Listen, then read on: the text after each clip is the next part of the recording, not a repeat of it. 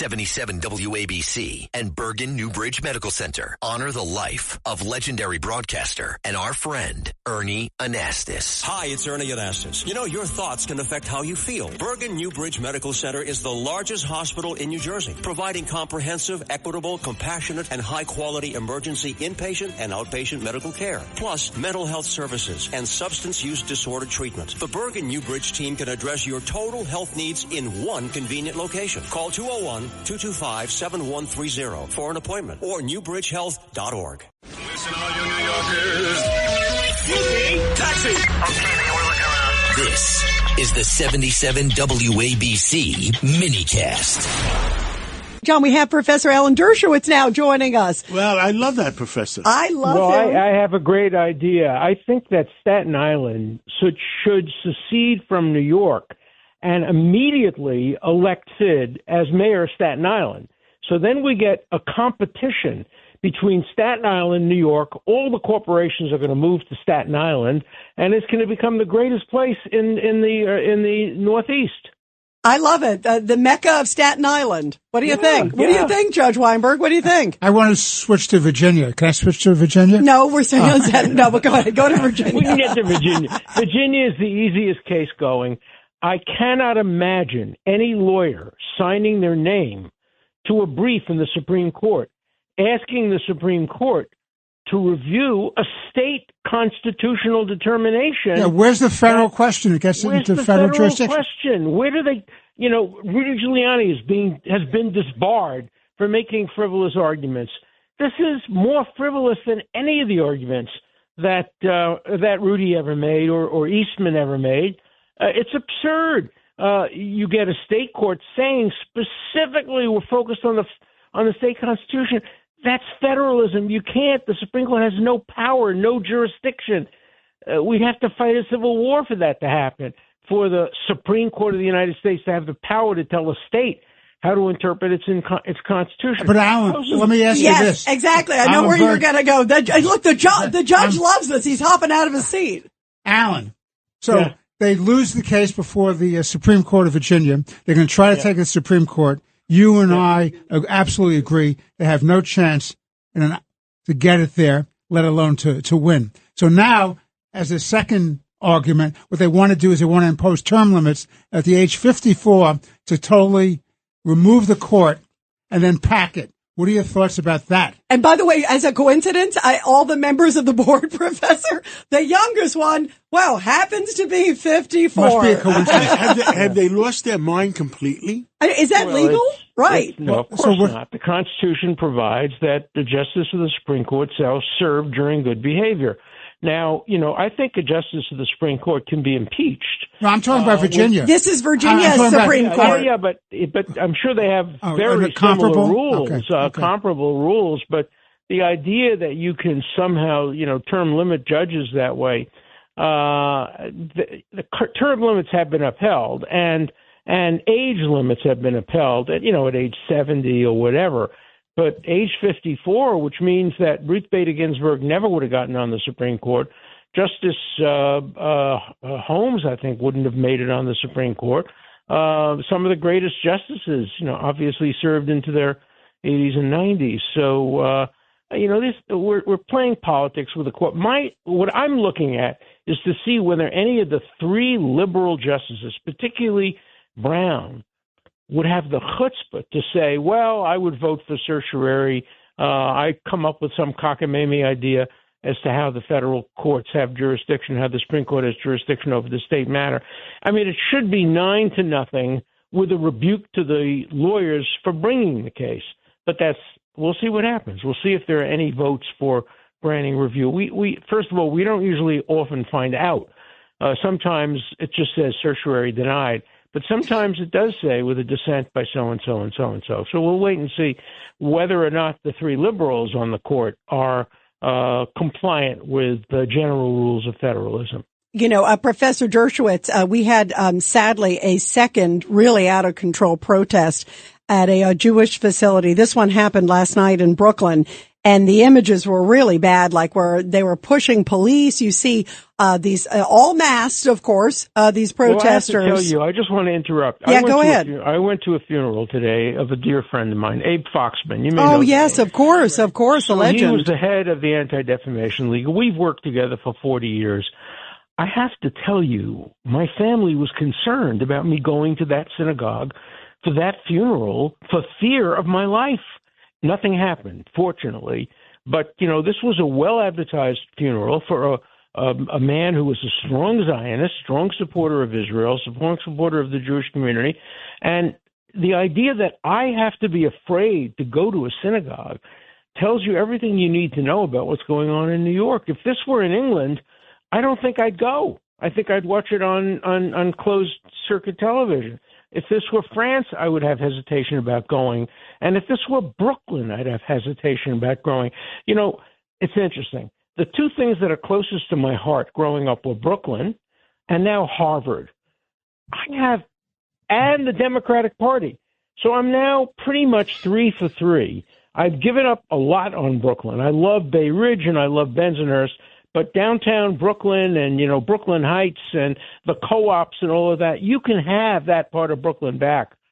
Harvard, I have no feeling of warmth toward Harvard today.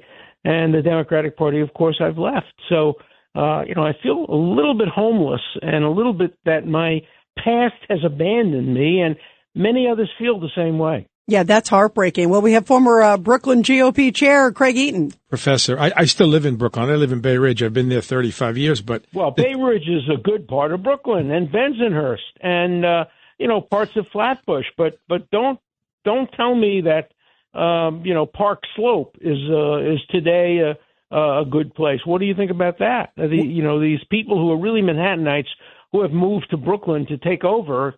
And to turn it into a radical left-wing place. Well, the temperatures are really running high in Brooklyn. In Bay Ridge, for example, Fifth Avenue in the 70s is the largest Muslim population in the entire city. I mean, from the 50s all the way to the 80s now on Fifth Avenue.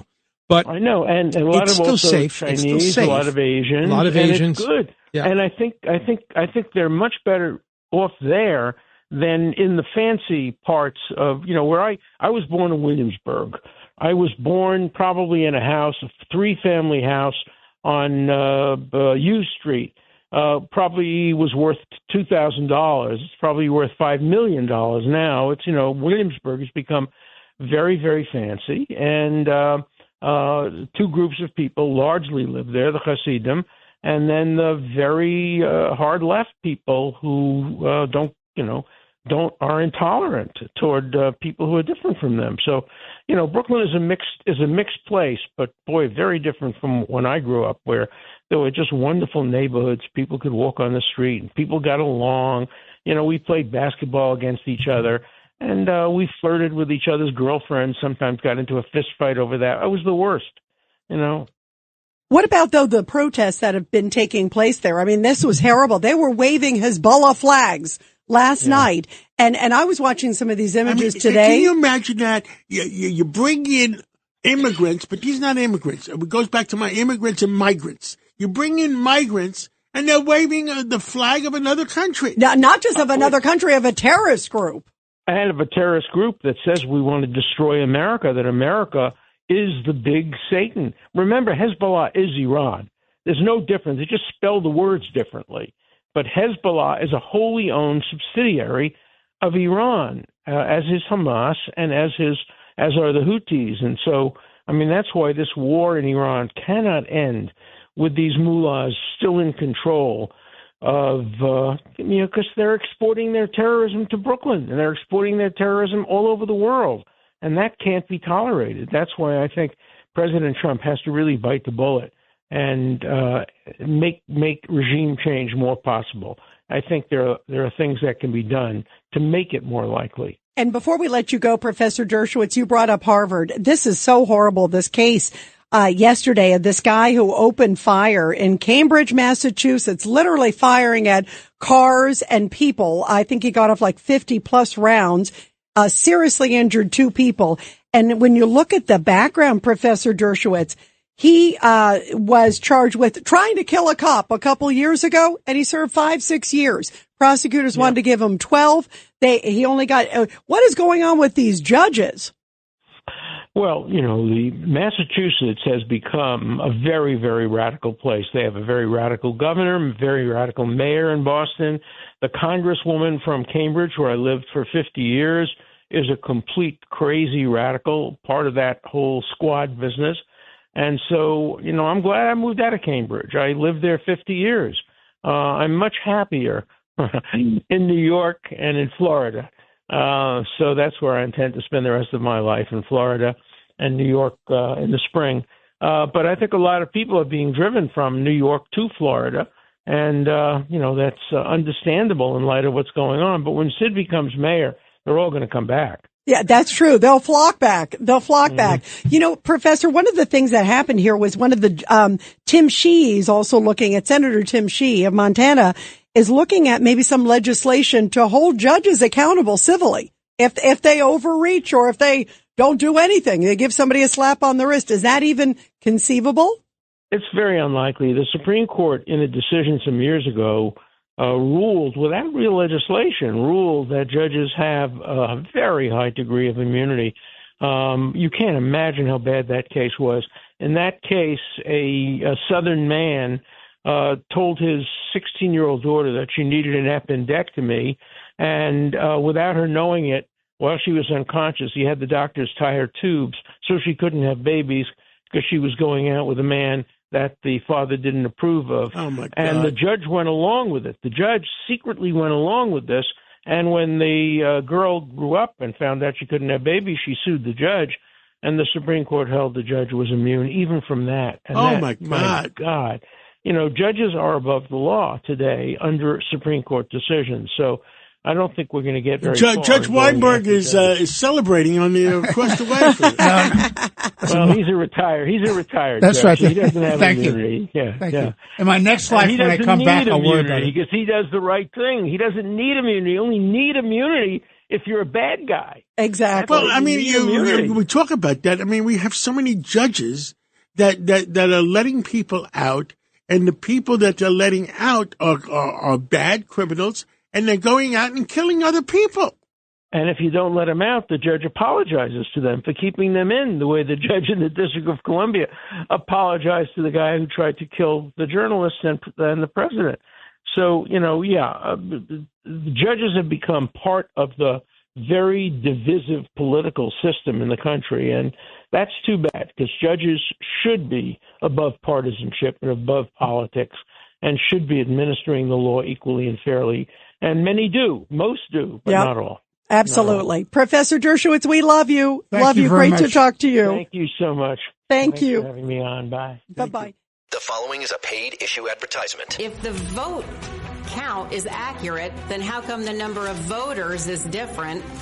And if it's not accurate, then why was it certified? We are suing Letitia James and the New York State Board of Elections for a conspiracy against fundamental rights. This is not about who won. It's not about what party.